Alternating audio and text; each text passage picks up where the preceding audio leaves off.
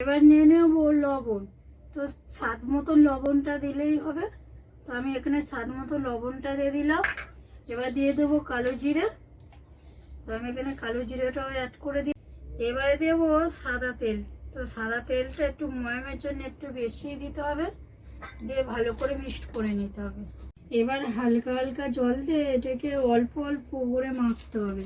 তো একসাথে মাখলে কিন্তু নরম হয়ে যাবে, তো খুব নরম হবে না। তো অল্প অল্প জল দিয়ে এরকম একটা ডো তৈরি করে নেব।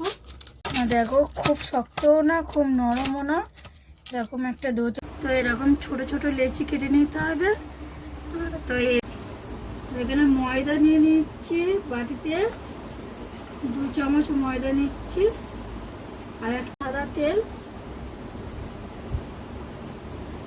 এটা সাদা তেল দিয়ে এবারে মিক্সড করে নেব। এটা আমার রেডি হয়ে গেছে। এই লেচিটা এবারে বেলবো। তো ময়দা দিয়ে বেলবো আগে।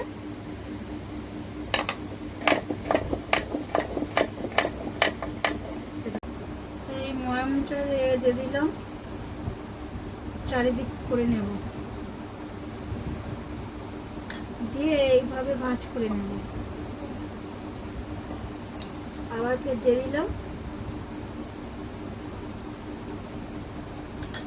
দিয়ে আবার ফের ভাঁজ করে নেব, নিয়ে এরকমভাবে মুড়ে নেব। তো আমি এরকমভাবে মুড়ে, তো এরকম সবগুলোই বেলে নিয়েছি। এবারে একটা একটা করে কেটে নেব।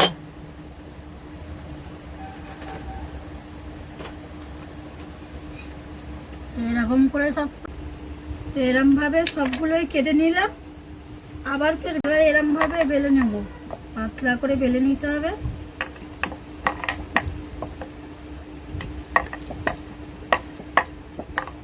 এরমভাবে, তো এইভাবে এরকম করে সবগুলোই বেলে নিয়েছি। তো দেখো এইগুলো সবগুলোই বেলে নিয়েছি। এবার ভাজতে শুরু করে দেবো। এরকম হালকা আঁচে গরম করে নিতে হবে। তো গ্যাসটা একদম লো করে রাখতে হবে। তো তারপরে আস্তে আস্তে সবগুলো আমি ছেড়ে দিচ্ছি। তো এরকম লো আঁচেই ভাজতে হবে। তো এরকম আস্তে আস্তে উল্টে দিতে হবে, এপিট ওপিট করে ভালো করে উল্টে দিয়ে। তো নিমকিগুলো ফুলে কত সুন্দর দেখো ফুলেছে, দেখতেও দারুণ লাগছে। আবার এরকম উল্টে পাল্টে নিতে হবে, নিয়ে এরকম লালচে করে ভেজে নিতে হবে। এগুলো এরকম করে লাল লাল করে ভেজে নিলাম, এবার তুলে নেব।